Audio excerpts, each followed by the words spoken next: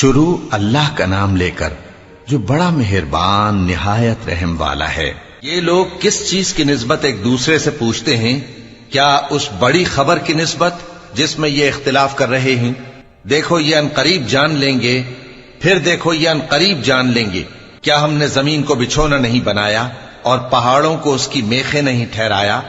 اور ہم نے تم کو جوڑا جوڑا پیدا کیا اور نیند کو تمہارے لیے موجب آرام بنایا اور رات کو پردہ مقرر کیا اور دن کو معاش کا وقت قرار دیا، اور تمہارے اوپر 7 مضبوط آسمان بنائے اور آفتاب کا روشن چراغ بنایا، اور نچڑتے بادلوں سے موسلا دھار میں برسایا تاکہ ہم اس سے اناج اور نباتات پیدا کریں اور گھنے گھنے باغ۔ بے شک فیصلے کا دن مقرر ہے، جس دن سور پھونکا جائے گا تو تم لوگ فوج در فوج موجود ہوگے، اور آسمان کھولا جائے گا تو اس میں دروازے ہو جائیں گے، اور پہاڑ چلائے جائیں گے تو وہ ریت ہو کر رہ جائیں گے۔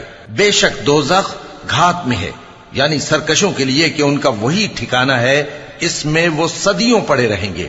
وہاں نہ ٹھنڈک کا مزہ چکھیں گے، نہ کچھ پینا نصیب ہوگا مگر کھولتا پانی اور بدبودار پیپ۔ یہ بدلہ ہے ان کے اعمال کے موافق۔ یہ لوگ حساب آخرت کی امید ہی نہیں رکھتے تھے اور ہماری آیتوں کو مسلسل جھٹلاتے رہتے تھے، اور ہم نے ہر چیز کو لکھ کر محفوظ کر رکھا ہے۔ سو اب مزہ چکھو، ہم تم پر عذاب ہی بڑھاتے جائیں گے۔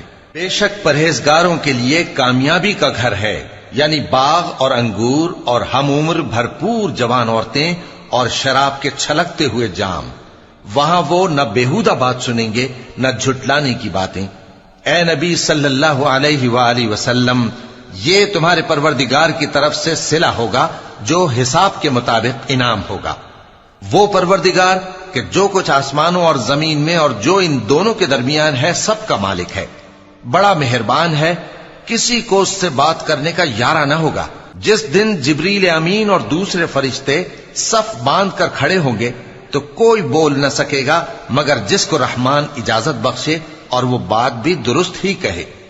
یہ دن برحق ہے، پس جو شخص چاہے اپنے پروردگار کے پاس ٹھکانہ بنا لے۔ ہم نے تم کو عذاب سے جو قریب آنے والا ہے آگاہ کر دیا ہے، جس دن ہر شخص ان اعمال کو جو اس نے آگے بھیجے ہوں گے دیکھ لے گا، اور کافر کہے گا کہ اے کاش میں مٹی ہوتا۔